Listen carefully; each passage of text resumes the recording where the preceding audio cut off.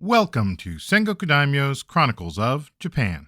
My name is Joshua, and this is Gishiwajinden Tour Stop 2, Tsushima.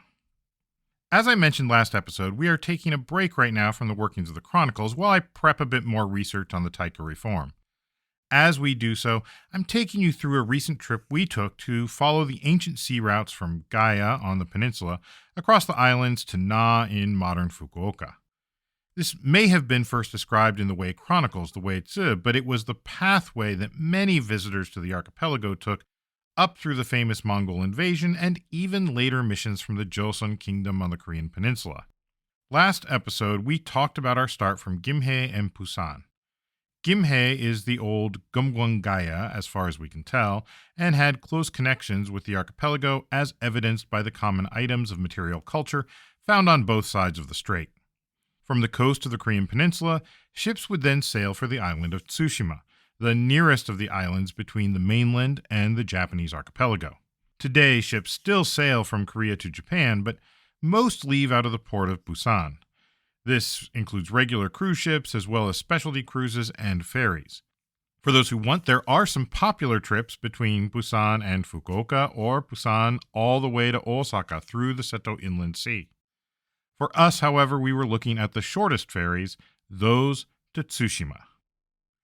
Tsushima is a large island situated in the strait between Korea and Japan. Technically, it is actually 3 islands today, as channels were dug in the 20th century to allow ships stationed around the island to quickly pass through rather than going all the way around. Tsushima is the closest Japanese island to Korea, actually closer to Korea than to the rest of Japan, which makes it a fun day trip from Busan, so they get a lot of Korean tourists. There are 2 ports that the ferries run to, generally speaking. In the north is Hitakatsu, which is mainly a port for people coming from Korea. Further south is Izuhara, which is the old castle town where the Seoul family once administered the island and relations with the continent, and where you can get a ferry to Iki from. Unfortunately for us, as I mentioned last episode, it turned out that the kami of the waves thwarted us in our plans to sail from Busan to Tsushima. So we ended up flying into Tsushima Airport instead, which actually required us to take an international flight over to Fukuoka and then a short domestic flight back to Tsushima. On the one hand, this was a lot of time out of our way, but on the other, they were nice short flights with a break in the Fukuoka Airport, which has great restaurants in the domestic terminal. Furthermore, since it brought us into the centrally located Tsushima Airport, this route also gave us relatively easy access to the local rental car agencies, which was helpful because although there is a bus service that runs up and down the islands, if you really want to explore Tsushima, it's best to have a car.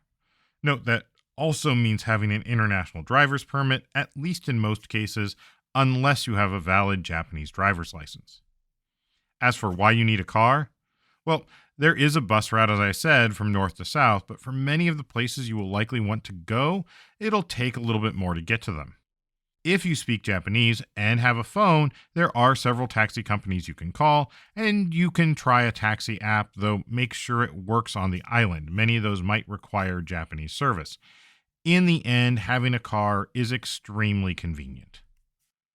Tsushima is also quite mountainous, without a lot of flat land, and there are numerous bays and inlets in which ships can hide and shelter from bad weather, or worse, which is something that really contributed to its place in the historical narrative. Tsushima is renowned for its natural beauty. Flora and fauna are shared with the continent and with the archipelago. There are local subspecies of otter and deer found on the islands, but also the Yamaneko or mountain cat, a subspecies of the Eurasian leopard cat that is only found in Japan on Tsushima and on Iriomote in southern Okinawa island chain. They also have their own breed of horse as well, related to the ancient horses bred there since at least the 8th century. Tsushima is clearly an important part of Japan, and the early stories of the creation of the archipelago often include Tsushima as one of the original 8 islands mentioned in the creation story. Meanwhile, an island like Hokkaido, which we look at and say seems like a big part of it, really didn't play into it. That suggests it has been considered an ancient part of the archipelago since at least the 8th century, and likely much earlier.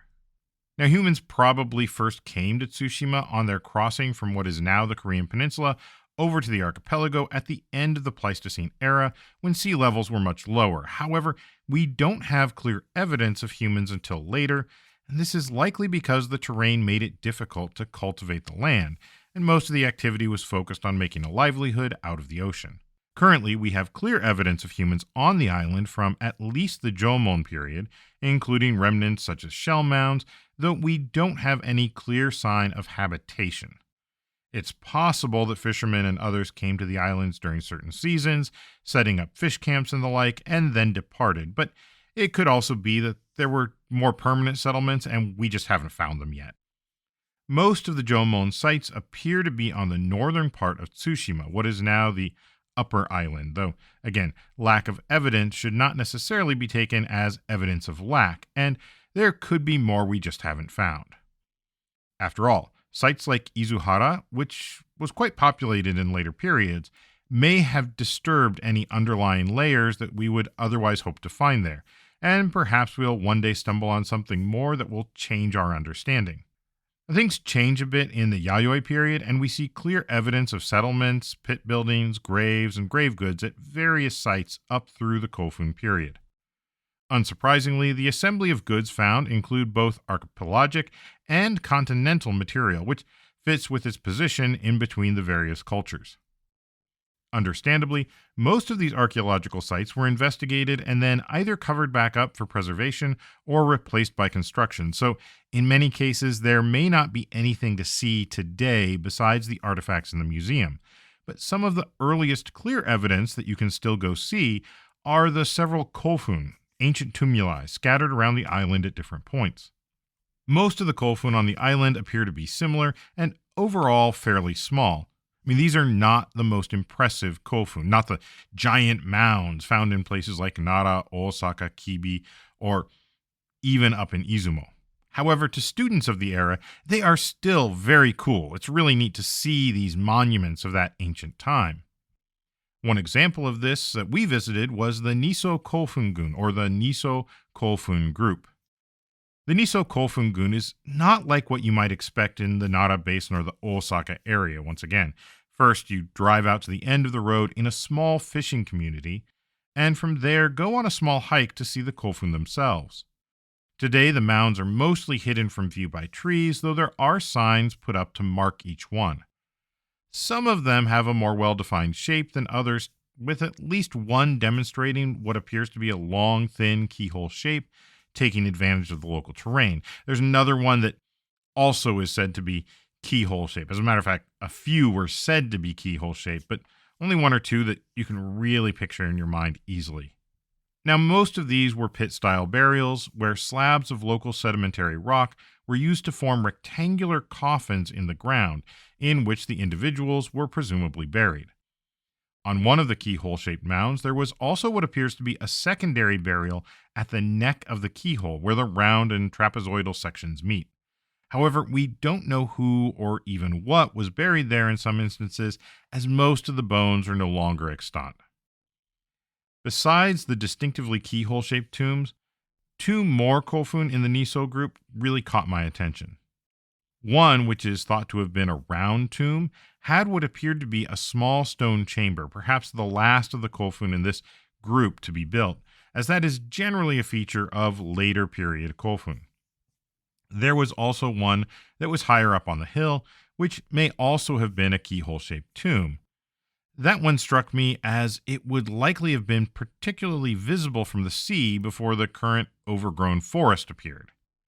There are also plenty of other kofun to go searching for, though some might be a little more impressive than others. In the next episode, when we talk about the island of Iki, we'll explore that ancient kingdom's much larger, much more impressive, in my opinion, collection of kofun. After the mention of Tsushima and the Weizhi in the 3rd century, there is a later story from about the 6th century involving Tsushima in the transmission of Buddhism. This story isn't in the Nihon Shoki and was actually written down much later, so take that as you will. According to this account, the Baekje envoys who transmitted the first Buddha image to Japan stopped for a while on Tsushima before proceeding on to the Yamato court. While they were there, the monks who were looking after the image built a small building in which to conduct their daily rituals, effectively building the first Buddhist place of worship in the archipelago. A temple was later said to have been built on that spot, and in the mid-15th century it was named Bairinji. While the narrative is rather suspect, there is some evidence that the area around Bairinji was indeed an important point on the island. Prior to digging of the two channels to connect the east and west coasts, the area near Bairinji, known as Kofunakoshi, or the small boat portage, was the narrowest part of Tsushima, right near the middle where Aso Bay and Mitsura Bay almost meet. We know that at least in the 9th century, this is where envoys would disembark from one ship which had brought them from the archipelago and embark onto another which would take them to the continent, and vice versa. Likewise, their goods would be carried across the narrow strip of land. This was like a natural barrier and an ideal location for an official checkpoint. And in later years, Bairinji Temple served as this administrative point, providing the necessary paperwork for crews coming to and from Japan, including the various Joseon dynasty missions in the Edo period. Why this system of portage and changing ships instead of just sailing around? Well, such a system was practical for several reasons that I can think of. For one, it was relatively easy to find Tsushima from the mainland. Experienced ships could sail there, transfer cargo to ships experienced with the archipelago and the Seto Inland Sea, and then swiftly return to the Korean peninsula. Furthermore, this system gave Yamato and later Japan forewarning, particularly of incoming diplomatic missions. No chance mistaking ships for an invasion or pirates of some kind, as word could be sent ahead and everything could be arranged in preparation for the incoming mission. These are details that are often frustratingly left out of many of the early accounts, but there must have been some logistics to take care of things like this.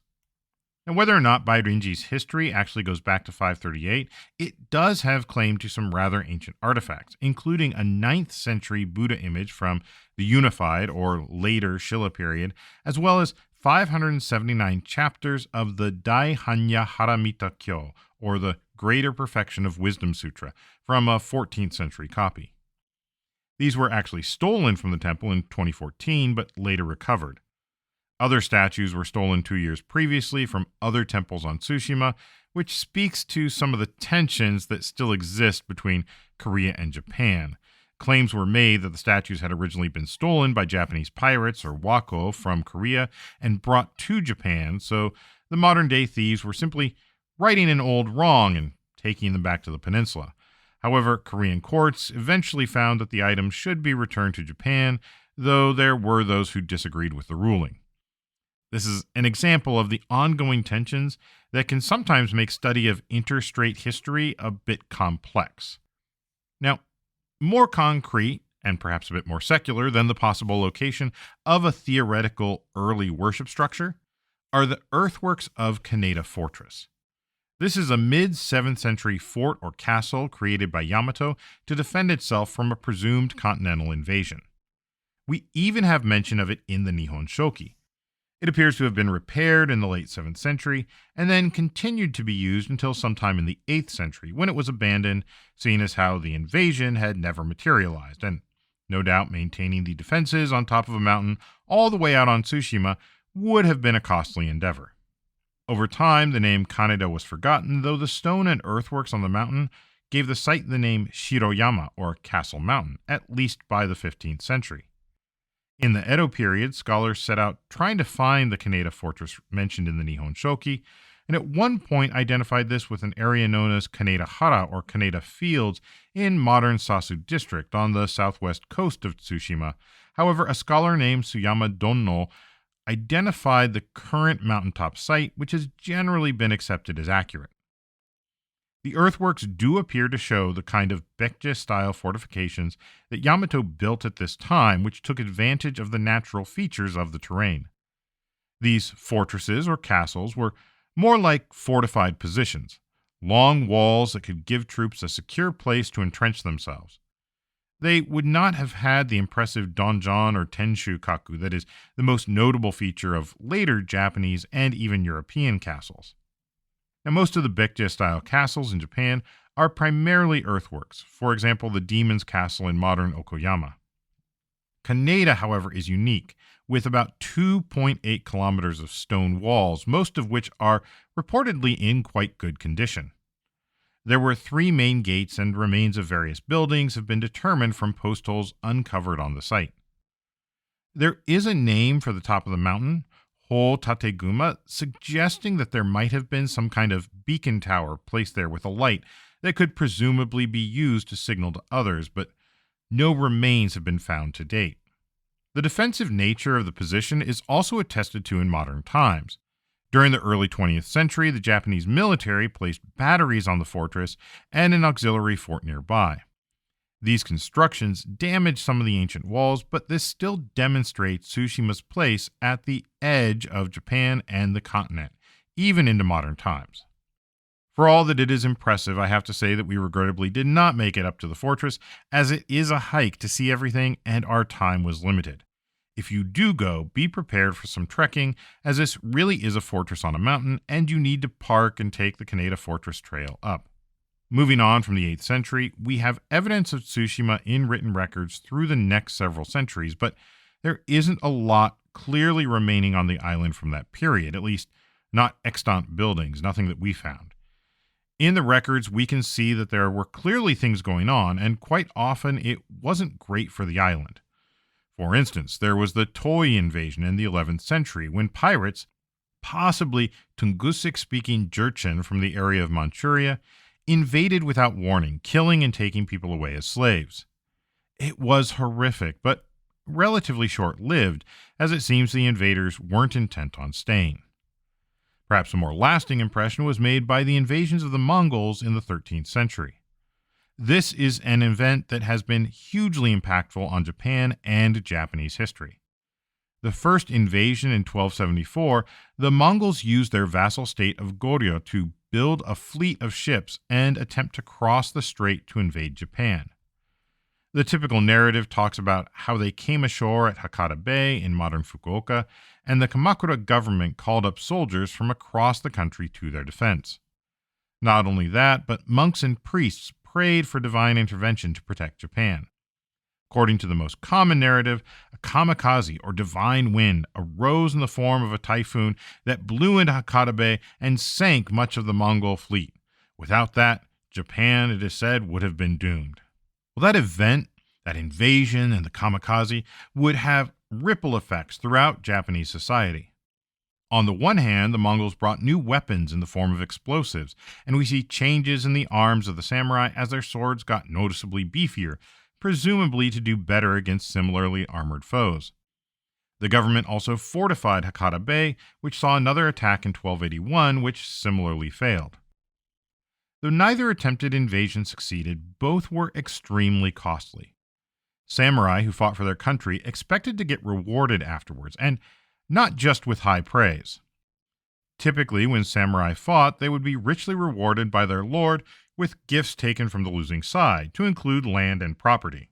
In the case of the Mongols, however, there was no land or property to give out. This left the Kamakura government in a bit of a pickle, and the discontent fomented by the lack of payment is often cited as one of the key contributors to bringing down the Kamakura government and leading to the start of the Muromachi period in the 14th century. The invasions didn't just appear at Hakata, though.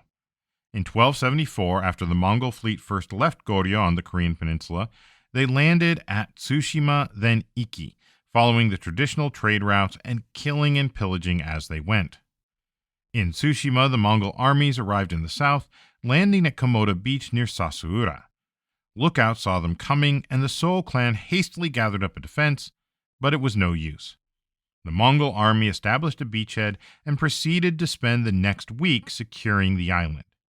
From there, they moved on to Iki, the next island in the chain, and on our journey. Countless men and women were killed or taken prisoner, and when the Mongols retreated after the storm, they brought numerous prisoners back to the continent with them. Now, although the Mongols had been defeated, they were not finished with their plans to annex Japan into their growing empire. They launched another invasion, as I said, in 1281, this time with reinforcements drawn from the area of the Yangtze River, where they had defeated the ethnic Han Song dynasty 2 years prior. Again, they landed at Tsushima, but met fierce resistance this time. The government had been preparing for this fight ever since the last one. Unfortunately, Tsushima again fell under Mongol control, but as I said, not without putting up a fight. When the Mongols were again defeated, they left the island once again, this time never to return. If you want to read up more on the events of the Mongol invasion, I would recommend Dr. Thomas Conlin's book, No Need for Divine Intervention. It goes into much more detail than I can do here. Now, these traumatic events have been seared into the memories of Tsushima and the nearby island of Iki. Even though both islands have long since rebuilt, memories of the invasion are embedded in the landscape of both islands, and it's easy to find associated historical sites or even take dedicated tours. In 2020, the events of the invasion of Tsushima were fictionalized into a game that you may have actually heard of called Ghost of Tsushima. I won't get into a review of the game, I haven't played it myself, but many of the locations in the game were drawn on actual locations in Tsushima. Most, like Kaneda Castle, are fictionalized to a large extent, but it did bring awareness to the island and attracted a large fan base. Indeed, when we picked up our rental car, the helpful staff offered us a map with Ghosts of Tsushima game locations in case we wanted to see them for ourselves. As I noted, many of the places mentioned in the game are highly fictionalized, as are many of the individuals and groups. After all, the goal is to play through and actually defeat the enemies, and just getting slaughtered by Mongols and waiting for them to leave wouldn't exactly make for great gameplay. Shrines offer these charms to the users, and so finding and visiting all the shrines in the in-game world became a player goal. And so, when fans of the game learned that the Torii Gate of Watatsumi Shrine, one of the real-life iconic shrines in Tsushima, was destroyed by a typhoon in September of 2020, only about a month after the game was released, well, the players came to its aid and raised over 27 million yen to help restore the Torii Gates, a tremendous outpouring from the community. And while you cannot visit all the locations in the game, you can visit Watatsumi Shrine with its restored Torii Gates that extend out into the water. Watatsumi Shrine itself has some interesting, if somewhat confusing, history. It is actually one of two shrines on Tsushima that claim to be the shrine listed in the 10th century Engishiki as Watatsumi Shrine. This is believed to have been the shrine to the god of the sea, whose palace Hikohoho Demi traveled down to in order to find his brother's fishhook, a story noted in the Nihon Shoki and which we covered in episode 23. Notwithstanding that most of the story claims it was happening on the eastern side of Kyushu, there is a local belief that Tsushima is actually the place where that story originated. The popular shrine that had its torii repaired is popularly known as Watatsumi Shrine today, while the other one is known as Kaijin Shrine, literally translating to the Shrine of the Sea God, and it is also known as Tsushima no Kuni no Ichinomiya. That is to say, the first or primary shrine of Tsushima. Some of the confusion may come as it appears that Kaijin Shrine was indeed the more important of the two for some time, at least in the islands. It was known as the main Hachiman Shrine in Tsushima and may have been connected with the local temple as well. It carries important historical records that help to chart some of the powerful families of Tsushima, and also claims ownership of an ancient Buddhist image from Shilla that was later stolen. In the 19th century, it was identified as the Watatsumi Shrine mentioned in the Engishiki and made Toyotama Hime and Hikohoho Demi the primary deities worshipped at the shrine, replacing the previous worship of Hachiman, which focused on the sovereigns known as Ojin Tenno or Jingo Tenno. Now, shrines and temples can be fascinating to study, but can also be somewhat tricky to understand historically.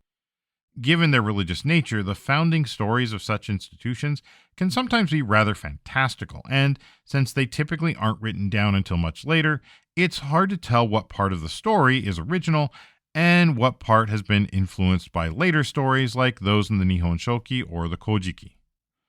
Another interesting example of a somewhat unclear history is that of the Buddhist temple Kokubunji. Kokubunji are provincial temples, originally set up in the decree of 741 that had them erected across the archipelago, one in each province at the time, in an attempt to protect the country from harm.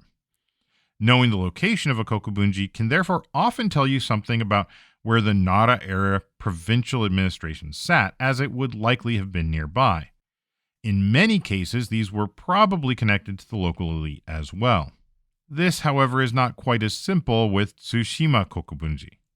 While it was originally designated in the decree of 741, a later decree in 745 stated that the expenses for these temples would come directly out of tax revenues in the provinces, and at that point, Tsushima was excluded. Moreover, the kokubunji on nearby Iki Island was founded by taxes from Hizen province, not from the island itself. And so it wasn't until 855 that we have clear evidence of an early provincial temple for Tsushima, in this case, though, known as a Tobunji, or island temple, rather than Kokubunji, the basically country or provincial temple. The location of that early temple is unknown, but we do know it burned down only 2 years later when Tsushima was attacked by forces from Kyushu. It's unclear what happened to it in the following centuries, but by the 14th or 15th century, it was apparently situated in Izuhara town, near the site of what would become Kaneishi Castle. It was later rebuilt in its current location on the other side of Izuhara town. It did burn down in the Edo period, all except the gate, which was built in 1807. This gate is at least locally famous for its age and history. It was also the site of the guest houses for the 1811 diplomatic mission from Joseon, the dynasty that followed Goryeo on the Korean peninsula.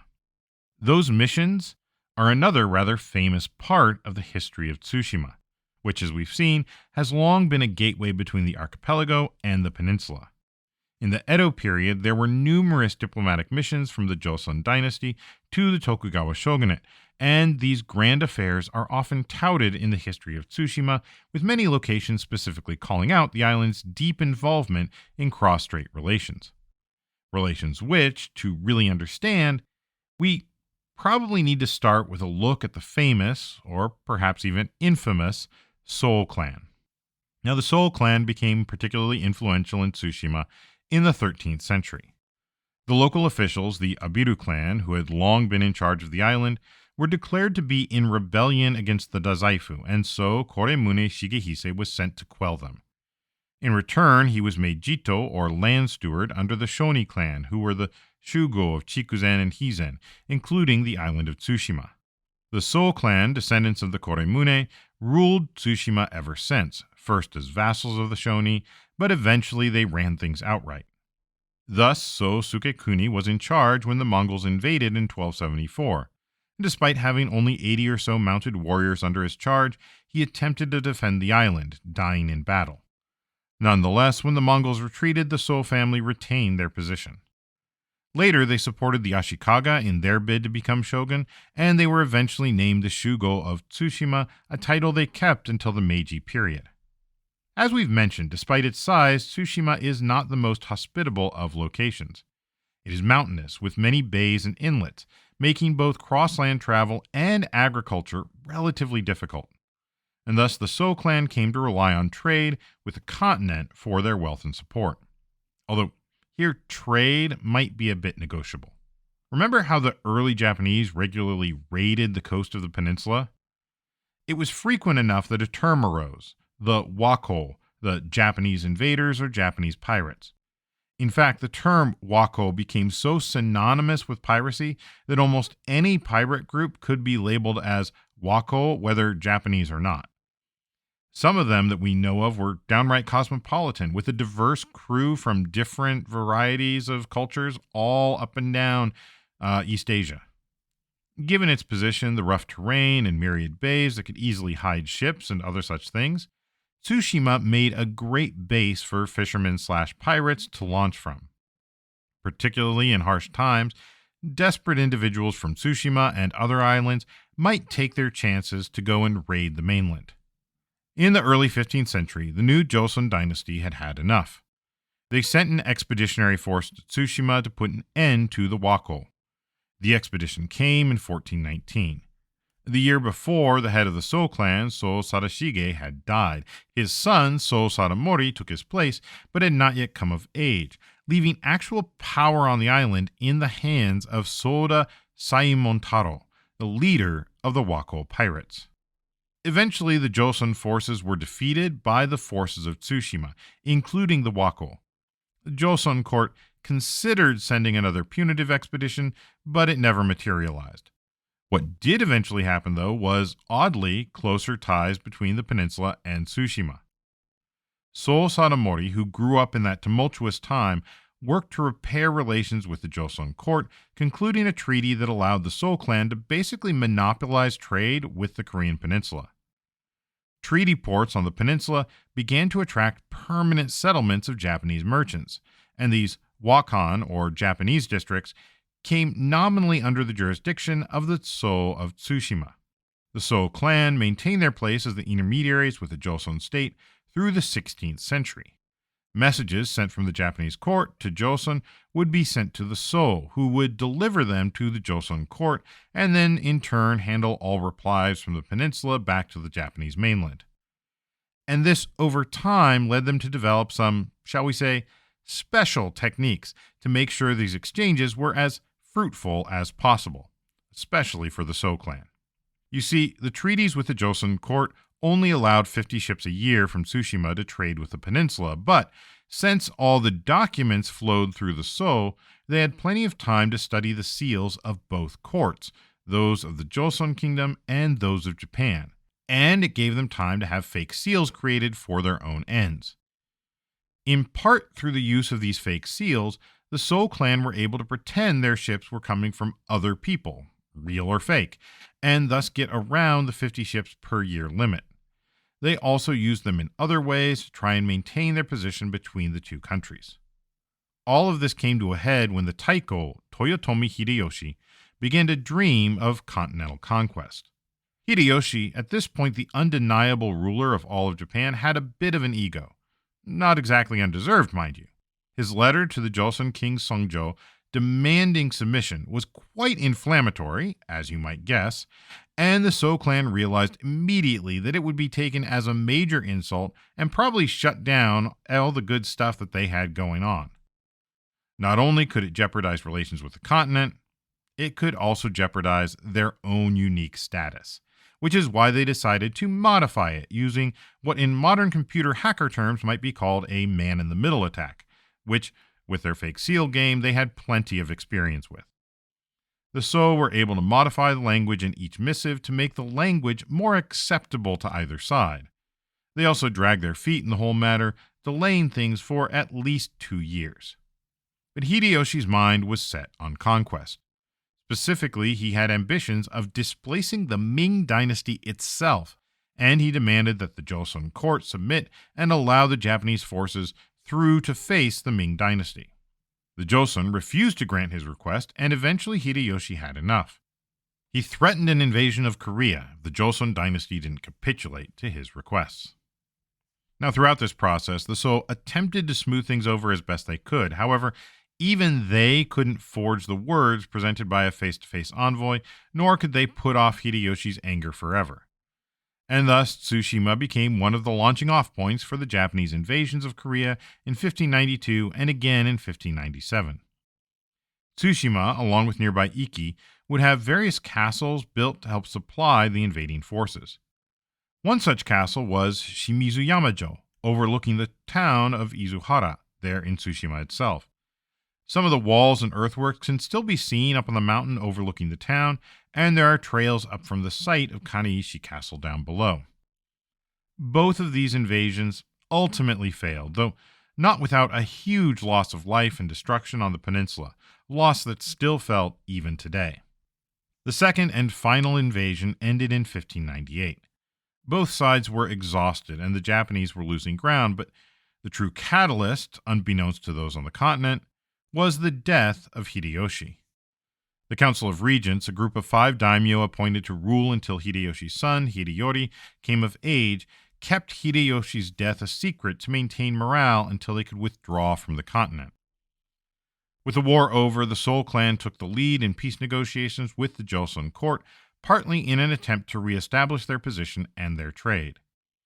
In 1607, after Tokugawa had established himself and his family as the new shogunal line, the So continued to fake documents to the Joseon court, and then to fake documents right back to the newly established Bakufu so that their previous forgeries wouldn't be uncovered. This, however, got them in a bit of a tight spot. In the early 1600s, one Yanagawa Shigeoki had a grudge to settle with So Yoshinari, and so he went and told the Bakufu about the diplomatic forgeries that the So had committed going back years. Yoshinari was summoned to Edo, where he was made to answer the allegations by Shigeoki. Sure enough, it was proven that the So had indeed been forging seals and letters, but after examination, Tokugawa Iemitsu, the third Tokugawa shogun, decided that they had not really caused any great harm. In fact, some of their meddling had probably actually helped, since they knew the diplomatic situation with the Joseon court better than just about anyone else, and they were clearly incentivized to see positive relations between Japan and Korea. As such, despite the fact that he was right, Yanagawa Shigeoki was exiled, while the So clan was given a slap on the wrist and allowed to continue operating as the official intermediaries with the Joseon court. There was one caveat, however.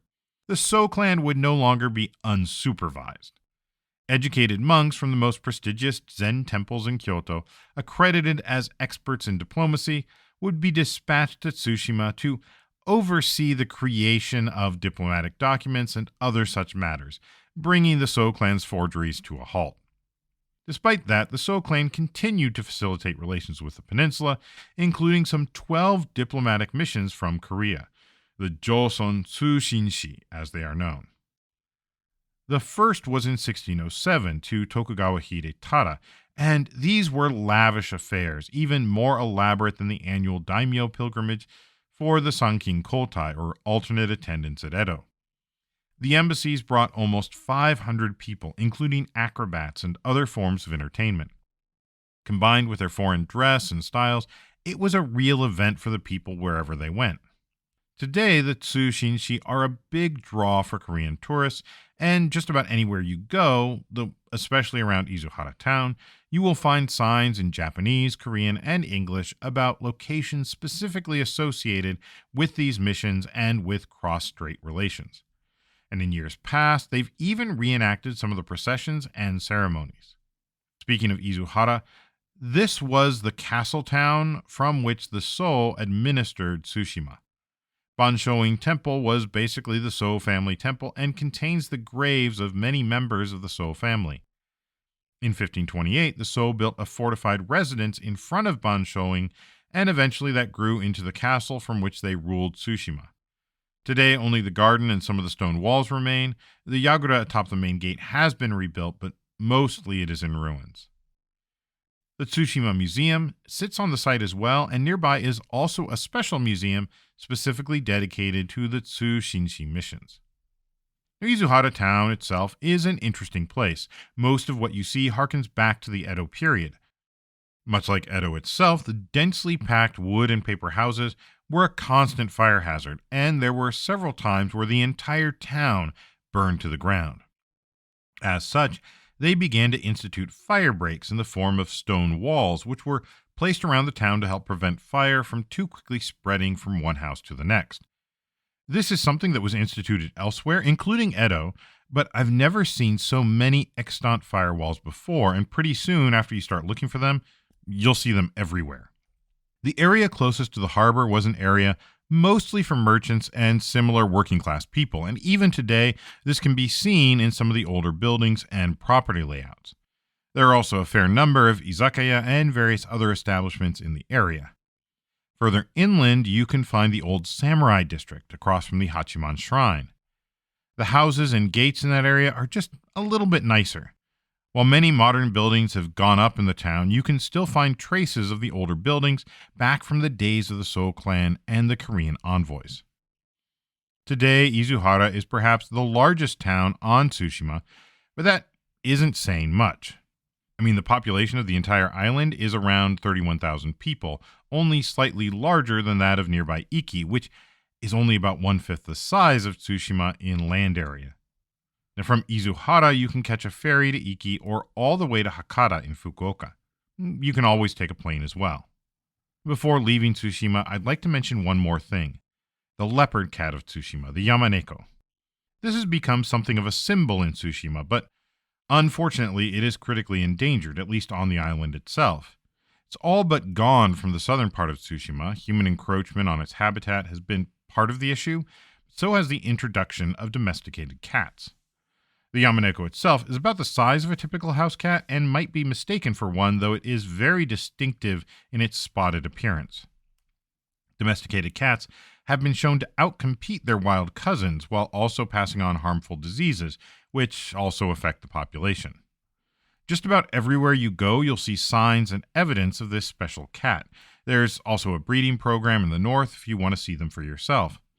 Even the small Tsushima airport is named Yamaneko Airport, and the single baggage claim features a whole diorama of little plush leopard cats wearing traditional clothing and waving hello to new arrivals.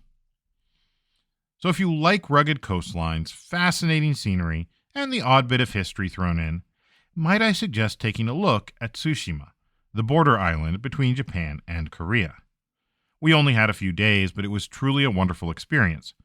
Next up, we caught the ferry to Iki Island, the site of the ancient Ikikoku, possibly represented by the Yayoi-era Harunotsuji site. Of all the places I've been so far, this is second only to Yoshinogari in the work and reconstruction that they've done. They've even discovered what they believe to be an ancient dock or boat launch. But we'll cover that next week as we continue on our self-guided Gishiwajinden Tour. Until then, thank you for listening and for all of your support. If you like what we're doing, please tell your friends and feel free to rate us wherever you listen to podcasts. If you feel the need to do more and want to help us keep this thing going, we have information about how you can donate on Patreon or through our coffee site, ko-fi.com/sengokudaimyo, or find links over at our main website, sengokudaimyo.com/podcast, where we'll have some more discussion on topics from this episode. Also, feel free to reach out to us at our Sengoku Daimyo Facebook page, or you can email us at thesengokudaimyo@gmail.com. Thank you also to Ellen for their work editing the podcast. And that's all for now. Thank you again, and I'll see you next episode on Sengoku Daimyo's Chronicles of Japan.